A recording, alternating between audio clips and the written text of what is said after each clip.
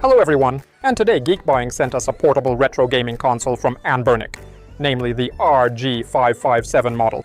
All this comes in this white packaging, where the front side schematically depicts the console itself.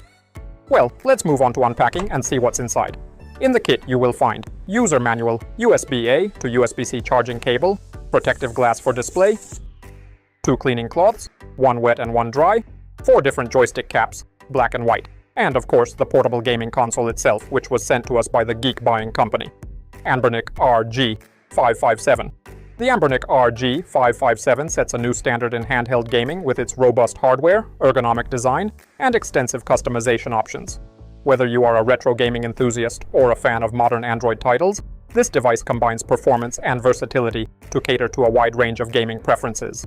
From its vibrant display to its advanced emulation capabilities, the RG557 is engineered to deliver a premium gaming experience that appeals to both casual and dedicated gamers. If you remember last year's RG556, you'll recognize its form factor. The RG557 retains the same comfortable, ergonomic design with pronounced ridges on the bottom, making it ideal for long gaming sessions. It once again features a stunning 5.5-inch 1080p AMOLED display, a real treat for both retro and modern games. It's a mid-sized pocket PC in size 22.3 by 8.9 by 1.5 centimeters and weight 354 grams, larger than the Retroid Pocket 5, but slightly smaller than the Odin 2.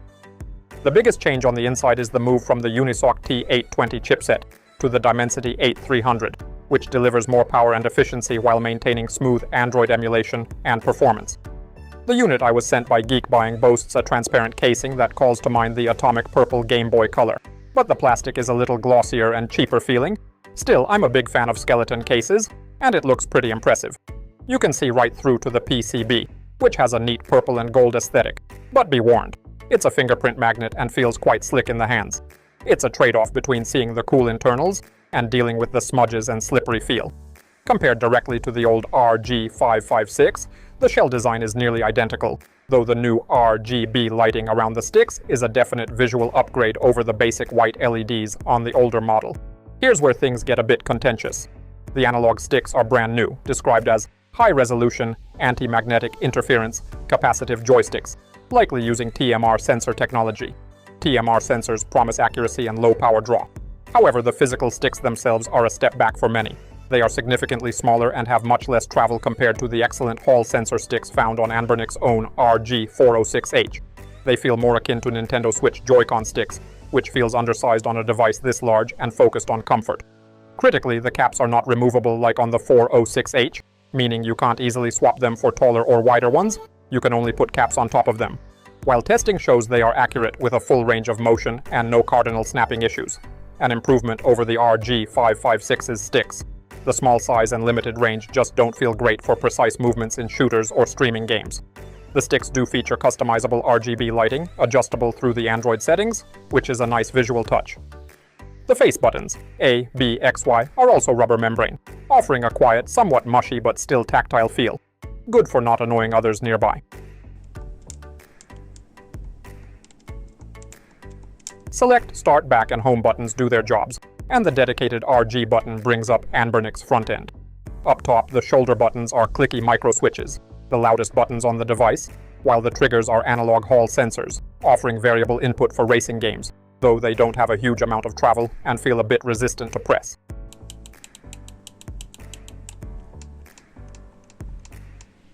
There is also a power button and volume control buttons.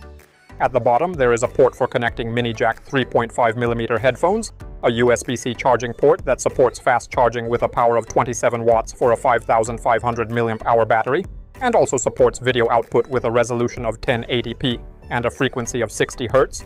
Resolution control has not yet been implemented, and also a slot for an SD card up to 2 TB. The D-pad uses a rubber membrane and has a glossy finish, which feels a bit unusual compared to traditional matte D-pads. It has decent pivot but can feel a bit touchy. It doesn't take much rocking force to register a diagonal, passing the contra test, but perhaps being slightly more sensitive than ideal. For fighting games, however, it performs well, reliably registering diagonal inputs for special moves. The display is undeniably a highlight. It appears to be the same 5.48-inch, often rounded to 5.5-inch AMOLED panel used in the Anbernic RG556, boasting a sharp 1920 by 1080 resolution and a 16:9 aspect ratio perfect for widescreen content and modern Android games. Colors pop, blacks are deep, and the overall vibrancy is exactly what you expect from OLED. The OCA lamination viewing angles are also excellent, with minimal reflection. The color calibration is excellent out of the box, but there is the option to fine-tune it. Only the PWM flicker may bother users with sensitive eyes, especially at low brightness. This is a common problem for all AMOLED panels, not an Anbernic-specific error. The biggest change is the move to the MediaTek Dimensity 8300 system on a chip. This 8-core ARM processor, with one core hitting 3.35 GHz, is a significant step up from the Unisoc T820 in the RG556 or the Dimensity 1100 in the Retroid Pocket 5. It's paired with a generous 12 GB of fast LPDDR5X RAM and 256 GB of very quick UFS4.0 storage, plus microSD expansion up to 2 TB. Benchmark numbers reflect this power jump. In 3D, Mark Wildlife Extreme, the RG557 scored around 3029, more than double the -1334 of a Snapdragon 865 device. Geekbench 6, CPU scores were around 1374 single-core and 4276 multi-core, handily beating the 865, though still trailing behind flagship chips like the Snapdragon 8 Gen 2, found in the much pricier Odin 2. AnTuTu scores broke the 1.3 million mark, compared to approximately 870,000 for the 865. Synthetically, especially on the GPU side, the Dimensity 8300 is punching well above its expected price point. This raw power means native Android games like Genshin Impact, Call of Duty, PUBG, and racing titles run maxed out at 60 frames per second without issue. The Anbernic RG557 ships with Android 14, offering access to the Google Play Store for downloading apps and emulators. Anbernic includes its own simple game launcher, which automatically scans for games if you provide the paths, aiming for an easy out-of-the-box experience, especially if you buy their preloaded SD card. There's also a built-in key mapper for mapping touch controls to physical buttons in Android games that lack native controller support. It works okay but can have minor glitches, like needing to release inputs briefly when switching characters in Genshin Impact. You get toggles for performance modes, though the high mode seems to be mostly placebo, sometimes even reducing benchmark scores, and fan control, auto cool strong custom. A welcome fix is that the button layout setting, switch versus Xbox, now correctly persists after rebooting the device. However, Anbernic's Android build isn't without significant issues. As seen on previous devices, the firmware comes preloaded with numerous emulators, including paid apps like Drastic, Pizza Boy, M64 Plus FZ Pro, PPSSPP Gold, DuckStation, and Yaba Sanshiro 2 Pro, seemingly cracked versions. There's also an app called Rixel HK, which functions as a direct download portal for ROMs. This practice of bundling pirated software and facilitating ROM downloads is ethically questionable and potentially harmful to the emulation scene. Many will likely want to uninstall these immediately and install fresh versions from the Play Store or trusted sources. More concerning are potential underlying software bugs. One reviewer quickly found a permissions error where apps like Emulation Station Desktop Edition couldn't write to internal storage, preventing theme downloads and potentially causing other issues with apps that need internal storage access. This suggests the Android 14 implementation might be rough around the edges and could have other hidden problems. Thanks to the Dimensity 8300, the Anbernic RG557 handles lower-end systems and PSP emulation effortlessly. PSP games can be pushed to resolutions like 4K 8x native at 60 frames per second, which is massive overkill for the 1080p screen, but demonstrates the headroom available. PS2 emulation via Ether SX2 or Nether SX2 is generally very strong. Many demanding titles like Tekken 5, Sly Cooper, Gran Turismo 4, and Ratchet & Clank run perfectly at 3x resolution, 1080p. Even some notoriously difficult to emulate PS2 games can hit high frame rates at 3x resolution much of the time. However, performance isn't flawless across the board. Games like Soul Calibur 3 experience noticeable dips and audio crackling at 2.5x resolution, feeling worse than the same game on a Snapdragon 865 device, Retroid Pocket 5, despite the RG557's higher raw power. Similarly, other demanding titles, while often smooth, also suffered from performance dips at 2.5x resolution that were felt in gameplay, requiring resolution drops or potentially underclocking hacks to smooth out. GameCube and Wii emulation via Dolphin also shows promise but reveals limitations. Games like The Simpsons, Road Rage, and F-Zero GX run well at 720p, or even 3x resolution for F-Zero, maintaining 60 FPS. Sonic Colors, Wii, runs great at its native 30 frames per second. However, super demanding titles like Rogue Squadron 2 still struggle to maintain full speed even at 2x resolution.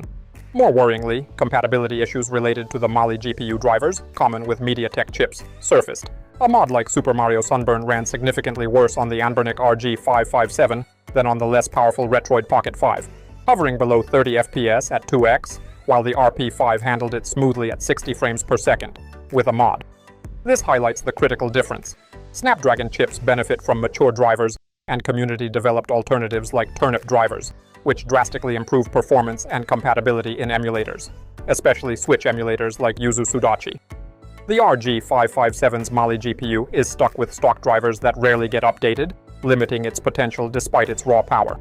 Testing showed Wii U emulation was hit or miss, Bayonetta 2 below target FPS, Wind Waker HD graphical errors, and Switch emulation faces significant compatibility hurdles compared to Snapdragon devices.